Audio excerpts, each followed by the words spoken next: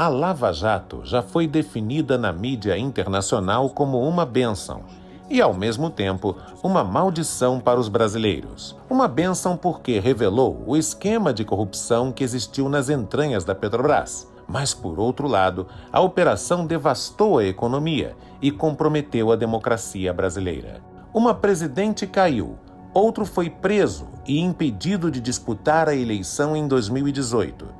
E um terceiro chegou ao poder com a ajuda da principal estrela da operação, que depois ganhou o cargo de ministro da Justiça. Tudo porque a Lava Jato criou a tempestade perfeita que levou a política nacional ao colapso. Nos últimos 5 anos, a Petrobras recebeu, por meio da Lava Jato, um ressarcimento de 4 bilhões de reais. Mas perdeu cerca de 4 vezes mais do que isso só em multas para evitar julgamentos nos Estados Unidos. O que mais existe por trás dessa operação que rompeu fronteiras e ameaça a estabilidade e a democracia na América Latina?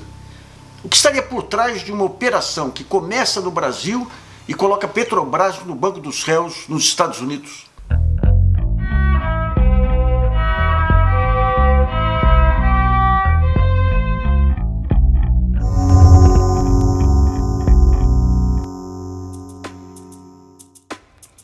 As perdas da Petrobras nos Estados Unidos se devem à montagem de uma estrutura global dedicada ao combate à corrupção, que cresceu exponencialmente após o atentado às Torres Gêmeas, levando o país a se tornar uma espécie de polícia do mundo.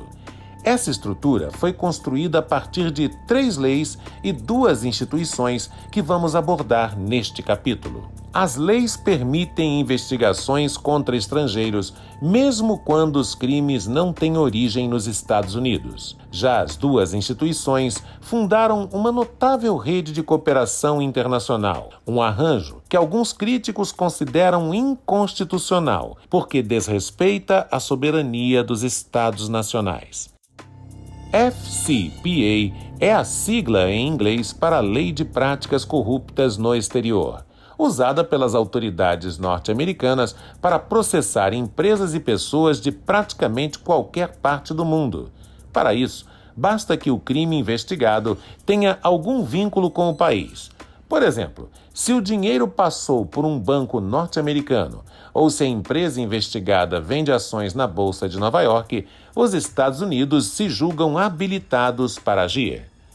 Foi assim que eles entraram no escândalo da FIFA e, além da Petrobras, também processaram a Odebrecht, a Braskem, a Embraer, a alemã Siemens, a francesa Alstom, a holandesa SBM Offshore, entre outras empresas. Se passar por algum banco americano, vira assunto interno americano.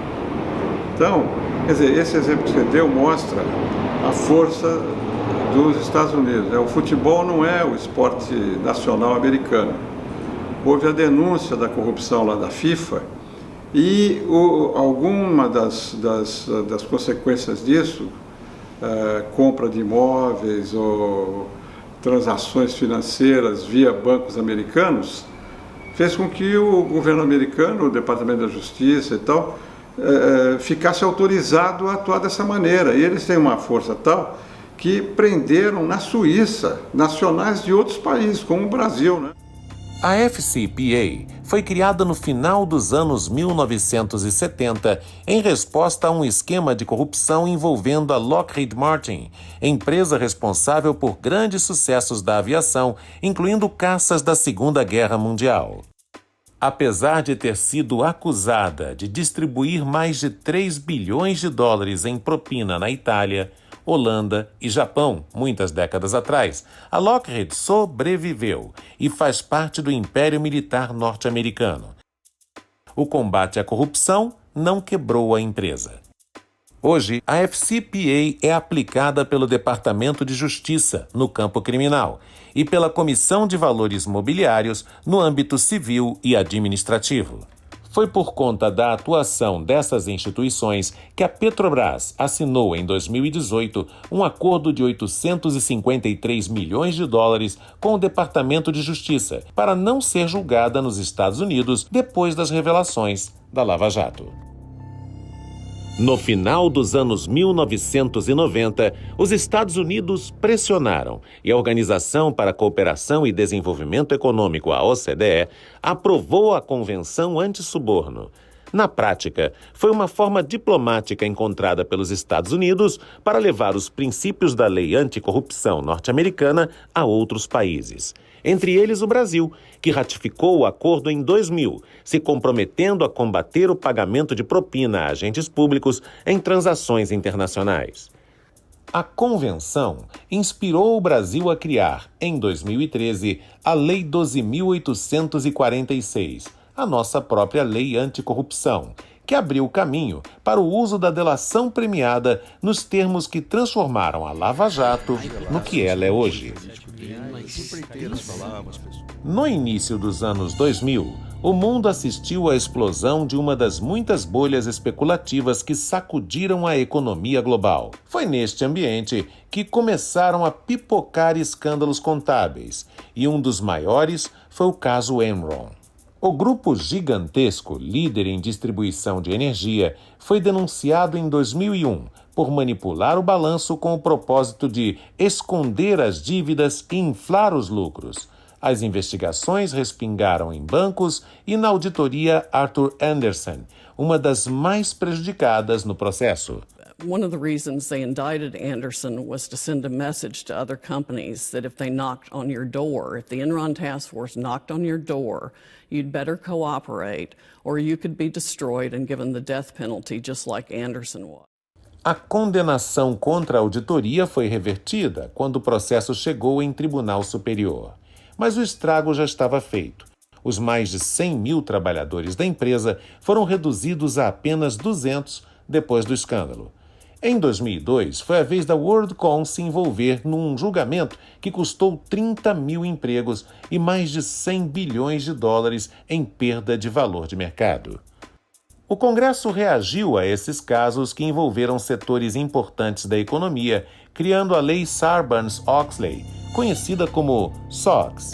Seu objetivo é evitar a fuga de investidores por causa de crimes financeiros e contra o mercado de capitais, tudo entendido como falta de governança nas empresas.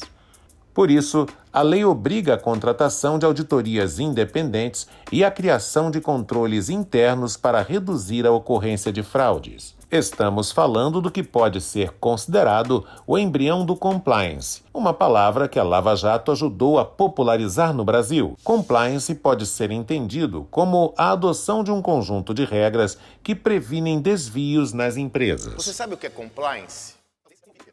Como consequência da falha no controle interno, investidores estrangeiros moveram contra a Petrobras uma ação coletiva nos Estados Unidos e conseguiram um acordo de quase 3 bilhões de dólares.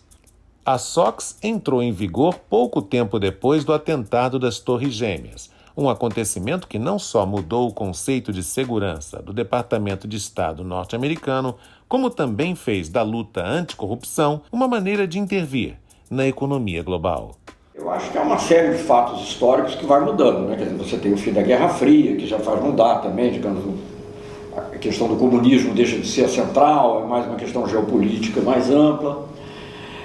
O que eu acho que o 11 de setembro acrescenta fortemente é a guerra contra o terror, que tem sempre uma dimensão também ligada à corrupção, de certa maneira, por causa da lavagem de dinheiro. Eu achava que aquele ataque às torres ia ter profundas consequências, não só na sociedade americana, mas na política externa americana.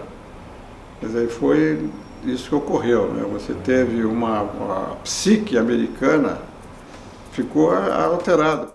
O atentado também produziu um apagão nos direitos civis, depois que o governo Bush assinou um decreto batizado de Lei Patriota, em outubro de 2001.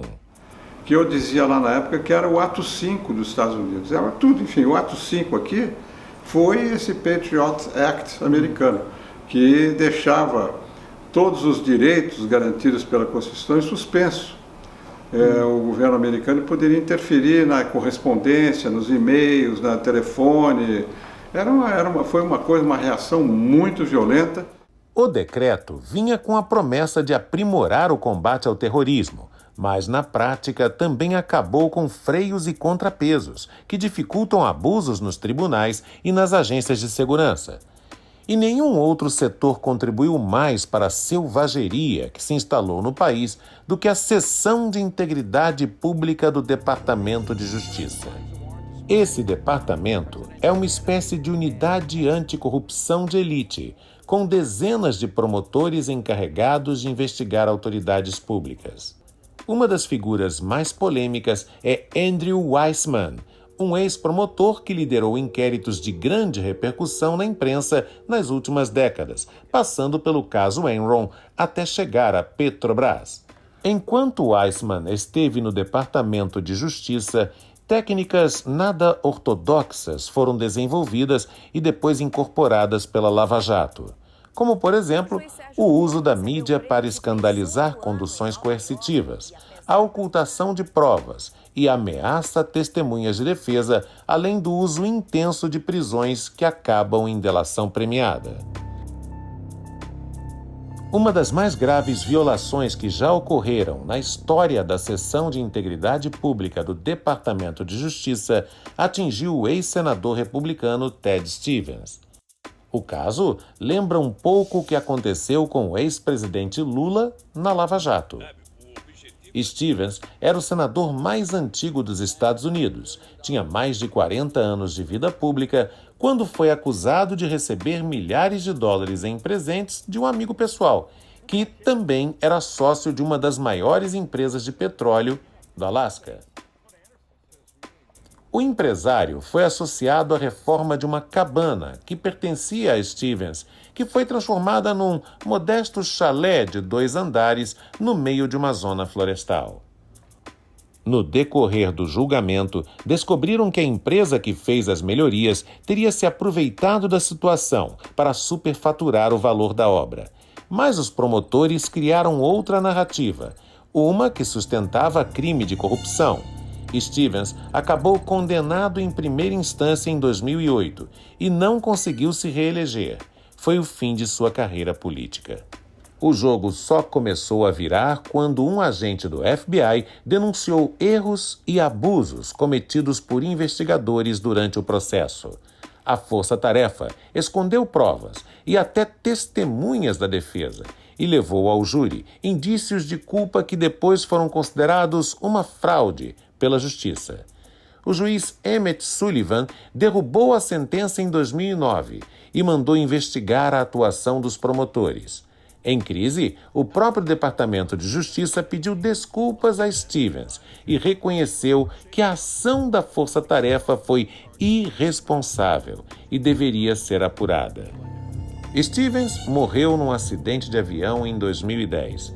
Logo depois, um dos promotores, afastado do caso por causa dos abusos, cometeu suicídio.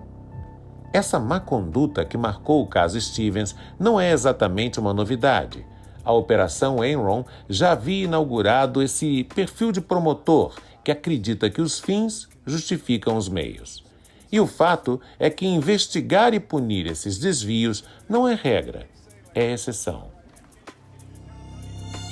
Andrew Weissmann, por exemplo, seguiu normalmente com sua vida de estrela do Departamento de Justiça, até decidir abandonar o cargo público e retornar à advocacia privada em outubro de 2019. Durante anos, ele acumulou críticas de setores da mídia pelo histórico de violações. Algumas são retratadas no livro Autorizado a Mentir, escrito pela ex-promotora Sidney Powell. No caso Enron, por exemplo, aconteceram situações desumanas, como o relato de um ex-executivo que ficou trancado numa gaiola infestada de insetos, com apenas uma fenda de luz. Muitos investigados enfrentaram meses de prisão e alguns até de solitária, e receberam ameaças contra seus familiares até decidirem cooperar com o Departamento de Justiça. not only needs to be fired, but fully investigated. Em 2002, depois do atentado às Torres Gêmeas, da criação da Lei Patriota e da SOX, os Estados Unidos fizeram uma outra grande mudança na estrutura anticorrupção. Eles criaram o DHS, o Departamento de Segurança Interna, que tem um objetivo muito claro: manter a América segura. Com orçamento estimado em 40 bilhões de dólares, as 22 agências desse departamento juntam todos os serviços de inteligência e compartilham informações obtidas através de espionagem. Seus 240 mil funcionários são capacitados para responder à ameaça terrorista em chamados internos, nas fronteiras ou no campo cibernético.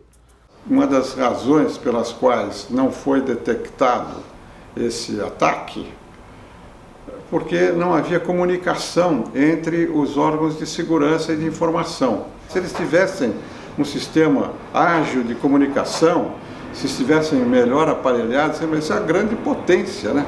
Tinha essas vulnerabilidades. A curto prazo foi criado o Departamento de Defesa Interna, que centralizou essas informações. Eles coordenam os órgãos todos, né? O CIA, o Departamento de Estado, o FBI, todos os órgãos de inteligência americanos agora estão subordinados a esse Homeland Department. Juntos, o DHS e a Agência Nacional de Segurança, NSA, formam o Núcleo de Proteção dos Estados Unidos.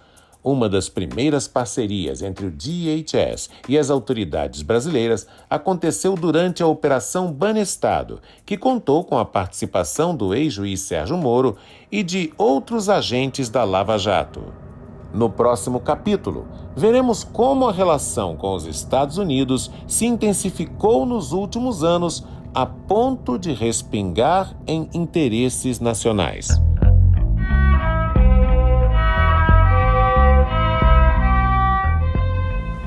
Yes, well, Moro is clearly a leader of this, and he had his eyes on this coup the whole time, and there's O treinamento por agentes americanos, treinamento de procuradores, juízes, até inclusive ministros, eu acho tanto quanto problemática. Houve na casa da Petrobras um abandono do governo brasileiro que eu saiba. Jamais o nosso embaixador em Washington procurou o Departamento de Justiça para interferir a favor de uma empresa que quer interesse nacional. E falharam os mecanismos de controle.